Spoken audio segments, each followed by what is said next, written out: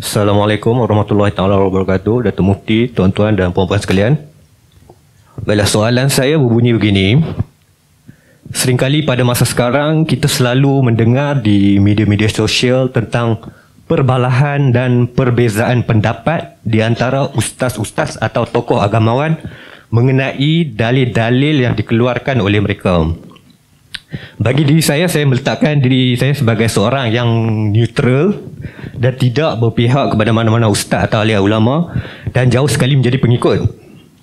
Tetapi saya suka dan gemar mendengar ceramah-ceramah agama dari pelbagai ustaz dan alim ulama serta mengambil sudut-sudut positif dan input-input daripada ceramah-ceramah tersebut.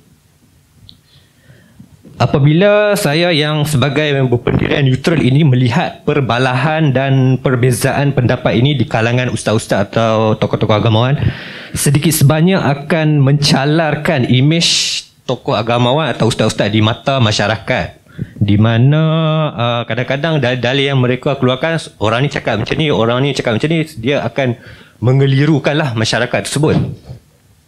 Selalu kita ada dengar ahli politik saja yang berbalah, yang ni tokoh-tokoh agama yang berbalah. Jadi apa pandangan Datuk Mufti?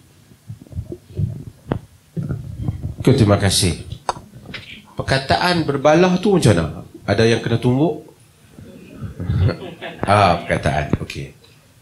Tuan-tuan, saya nak tanya, dalam dunia ni, tuan-tuan suka satu saja pendapat ke ada banyak pilihan pendapat? Contoh suka satu benda je ke? Kalau dalam pasaran, satu barang tu je ada ataupun banyak pilihan? Dalam politik, tuan-tuan bayangkan kalau negara kita macam negara China ke, macam dengan Korea Utara ke, tak boleh, satu ya. Kita jadi macam mana? Dia akan jadi satu keadaan yang begitu autokrasi, yang mana kuku besi. Kalau golongan agama itu tidak boleh diberikan pandangan yang berbeza, kalau saya mufti, tak boleh orang berbeza dengan saya. Maksudnya kalau bagi pandangan lain semua, dihukum sebagai sesat ataupun salah.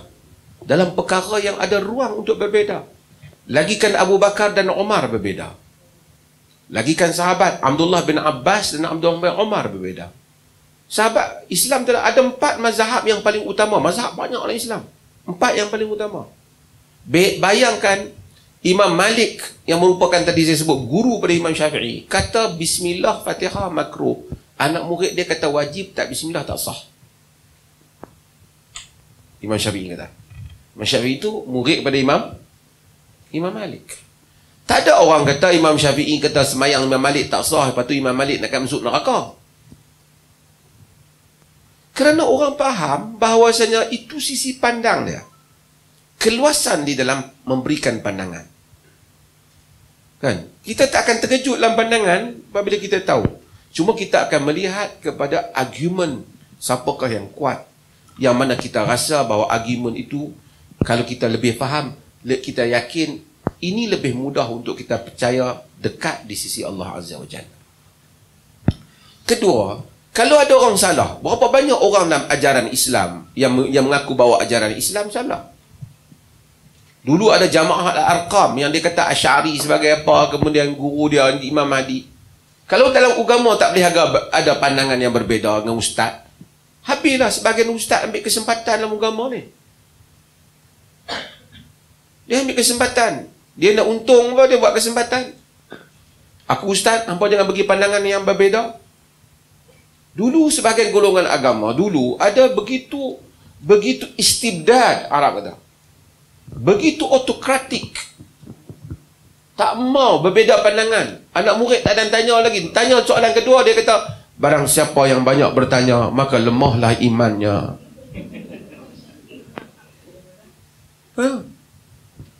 Dia baca Quran. Yas'alunaka. Quran kata, fas'alu ahla dzikr. Dan itu tidak dikenali di dalam sejarah Islam. Siapa nak boleh lawan dengan Abu Bakar Siddiq? Tidak ada orang yang lebih dekat dengan Nabi dan faham Nabi lebih daripada Abu Bakar dan Umar. Syaikhan. Syaikhan itu dalam hadis Bukhari dan Muslim. Dalam kalangan sahabat Syaikhan, iaitu Abu Bakar dan Umar. Kata Ali, sentiasa aku dengar, dakhaltu ana wa Abu Bakr wa Umar, kharajtu ana wa Abu Bakr wa Umar. Telah masuk aku Abu Bakar dan Umar, telah keluar aku Abu Bakar dan Umar. Nabi sentiasa kata. Tapi Abu Bakar kata apa? Hari dia memerintah. Hari dia bagi ucapan utama bila jadi pemerintah. Jadi khalifah. Wullitu ayuhan nas, wullitu alaihim, dalam Al-Kamil, At-Tarikhul Kamil Ibn Athir. Ayuhan nas, wullitu alaikum walastu bi khairikum. Fa in ata'tu Allah wa rasulahu fa a'inuni wa in asaitu Allah wa rasulahu fala ta'ata li. Wahai manusia, aku dilantik memerintah kamu. Aku bukan yang terbaik di kalangan kamu. Jika aku taat kepada Allah dan Rasul, tolong aku. Jika aku menyanggah Allah dan Rasul, jangan taat kepada aku. Umar kata, in ra'aitumuni i'wijajan faqawwimuni. Jika kamu lihat aku menyeleweng, betulkan aku. Semua. This is religion. This is Islam. Kenapa? Kerana kita tidak infallible. Kita tidak maksum. Yang maksum hanyalah Nabi kita Muhammad sallallahu alaihi wasallam. Hatta Nabi yang maksum, hatta Nabi yang maksum. Nabi yang maksum. Semasa peperangan Badar, apabila Nabi nak pilih strategi tempat, Nabi pilih satu tempat penempatan tentera. Hubab bin Munzir bagi cadangan yang lain. Walaupun riwayat ni irsal, ada di irsal riwayat ni, di segi teknikal sana. Tapi ya Rasulullah, ahadhi manzilatun anzalakah Allah an harbun wa ra'yun wa bakidah. Wahai Rasulullah, tempat ni Allah yang cadang kah? Allah yang perintah kah? Ataupun satu cadangan strategi dalam peperangan saja? Dia kata bahkan harbun wa ra'yun wa makidah. Ni perancangan dalam peperangan, strategi peperangan. Kalau begitu tempat dia satu lagi Rasulullah yang dekat dengan telaga air. Hatta Nabi sallallahu alaihi wasallam di dalam peperangan Nabi kata, asyiruni ayuhan nas. Bermusyarat dengan aku wahai manusia. Yang bagi bertanya pandangan balas. Wasyawirhum fil amr, dan bermusyaratlah mereka dalam urusan. Allah suruh mesyuarat. Kita tiba-tiba nak buat satu keadaan agama, kalau ustaz seorang kata, ustaz lain jangan kata yang lain dah. Ini tidak dikenali dalam agama. Melainkan kata tu nak berkelahi tak ada. Kalau dia kata yang lain, kata tak hujah tak apa. Dalil dia bagi satu pandangan. Apatah lagi jika dia menyeleweng. Jadi ustaz ni bukan Tuhan lantik. Tuhan bukan lantik orang tu jadi ustaz.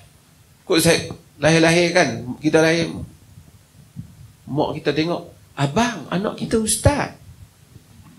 Tak ada. Kita yang panggil dia jadi ustaz. Jadi mufti ke bukan? Ada tengok-tengok, gosok-gosok dai mufti. Bukan ada. Manusia yang lantik semua ni. Nabi ditabal oleh Tuhan. Ustaz kita lantik. Saudara apa? Azam kita ni, orang Azam kita ni. Boleh juga lama-lama. Boleh nak panggil ustaz. Lama-lama panggil ustaz. Kira ustaz, dia dah jadi pengurusi dalam majlis mufti. Nanti jadi ustaz. Ramai penyanyi, dulu penyanyi. Berhenti menyanyi. Pakai jubah, bubuh kepiah. Setahun kemudian, ustaz. Kalau ustaz kata kita tak boleh canggah, rosak agama ni. Cumanya adab apabila berbalah. Itu adalah adab apabila berbeza pendapat. Adab. Kita orang bagi pendapat, kita bagi tahu pendapat ni pada kita salah. Ni tak payahlah kata maki keluar perkataan tak elok. Hak tu teruklah perangai tu. Jadi soalan tu saya okey, memang saya tahu orang awam ni dia tak suka tengok benda ni. Itu saya agree. Bahawasanya, tapi kita kena tahu bahawa ilmu sifatnya demikian. Sejak daripada Alexander Graham Bell yang buat telefon ni, kalau orang tak canggah dia, bagi cadangan yang lain pula, tak payah mesti bertali, kita juga boleh gelombang, juga boleh telefon, maka tak berkembang ilmu pengetahuan. Demikian agama, lebih daripada itu, bahawasanya ada pendapat yang boleh kita canggah dan kita berbeza. Cumanya saya setuju dengan saudara tadi, adab kena ada. Bahasa kena jaga. Nak berbeza boleh, Tapi bahasa tak payah maki orang. Tunjuk isyarat lucah dalam masjid ke. Balik bayar ke. Apa? Beza pandangan. Orang beza dia maki. Orang beza dia maki. Tak salah maki. Jawab balik je lah. Hujah saya begini. Macam tu supaya orang tengok, oh dia ni hujah ni macam saudara kita minat. Hujah ni, dia ni suruh hujah ni. Jadi banyak hujah. Okey, saya simpulkan, saya kata yang ni lebih kuat. Tak apa. Oh, saya tak ada hujah dengan pok-pok ni. Senang Benar? Wahabi. Susah lah macam tu. Jawablah hujah tu dulu.